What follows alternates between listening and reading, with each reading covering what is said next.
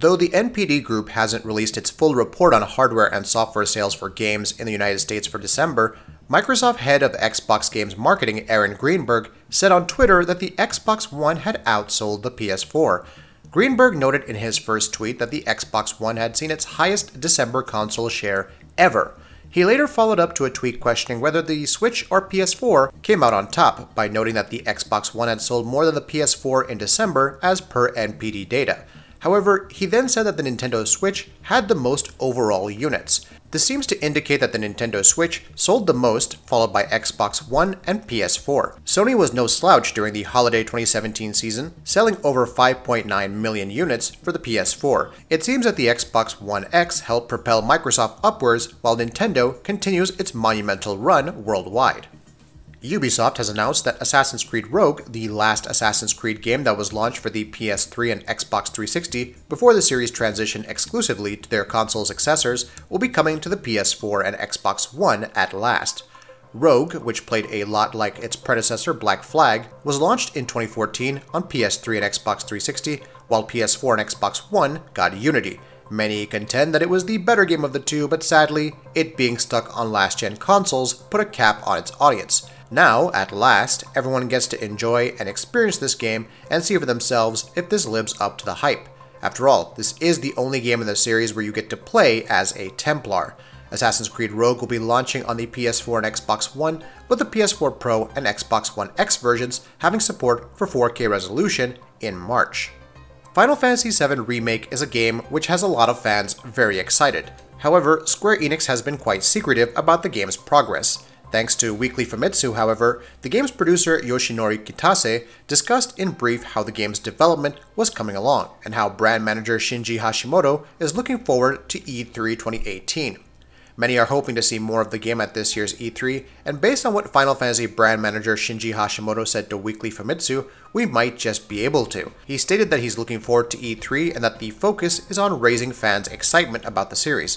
Although he did not specifically mention the remake, we'll hopefully get to see more of the game at this year's event. Kitase stated that the development for the game was going well. When he asked what his goal for 2018 was, he stated that he'd like to work on this game in comfort, meaning that he'd like to take it easy. This is understandable given the huge expectations that fans of the game have and are becoming impatient with each passing day.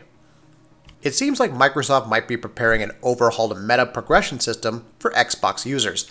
It originally pioneered the concept of achievements, tying an overall gamer score earned for achievements to a user's profile, a concept that went on to be adopted by every other major platform, except Nintendo. Now it seems like they're looking at giving it a fresh coat of paint. According to Windows Central, the new system will be a career system, where there will be XP tied to your profile overall. You'll be able to earn levels, prestige ranks, and even loot crates to get cosmetic items for your avatars, which are also getting overhauled.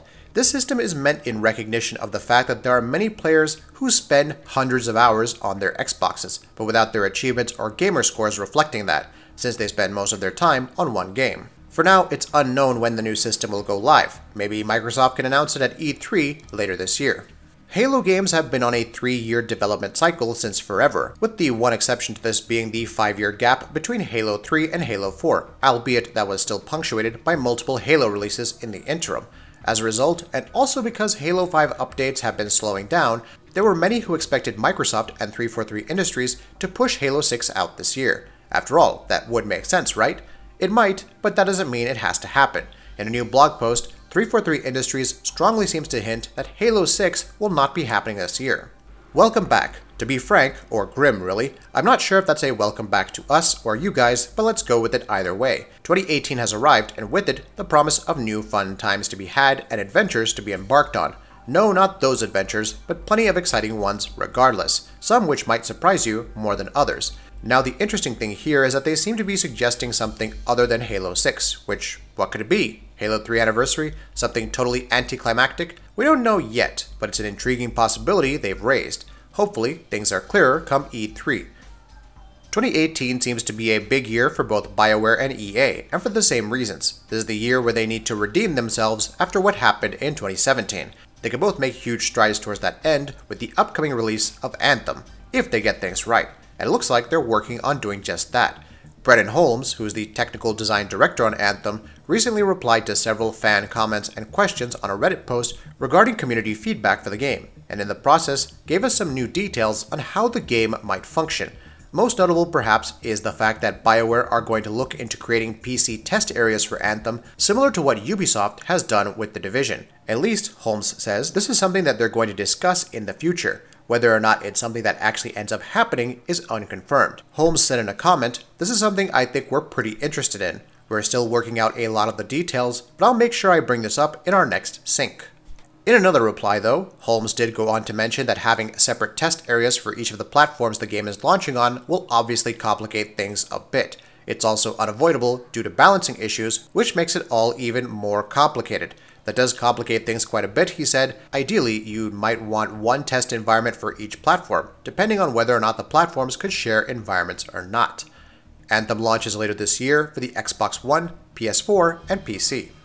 A question that we're all probably sick of by now, but a question we just can't help but keep asking is, when is The Elder Scrolls 6 going to come our way? Skyrim launched in 2011, over 6 years ago now, and even though its various re-releases have somehow managed to keep us busy and occupied, The Elder Scrolls 6 is what we really want. Well, we might now know just when that will happen. Swedish online retailer webhallen.com recently posted listings, check them out through the following links, of The Elder Scrolls 6 for the Xbox One, PS4, and PC, and on each of the 3 pages, the release date for the game has been listed as 2019. This is of course by no means official, and it could be nothing at all. But then again, this is a major retailer in Sweden, so maybe it's something. In related news, we recently sat down for an interview with industry analyst Michael Pachter, and he seems to be of the opinion that a 2018 or 2019 release for The Elder Scrolls 6 is quite likely. Bethesda, on the other hand, have confirmed several times before it's going to be a while yet, though a 2019 release may certainly qualify even if we go by what they've said. This is once again unconfirmed, so take it with a grain of salt. Only last week we brought to you a report of how Treyarch were looking to hire people to work on their next big AAA game, and we weren't exactly geniuses for assuming that the game in question was most likely Call of Duty 2018.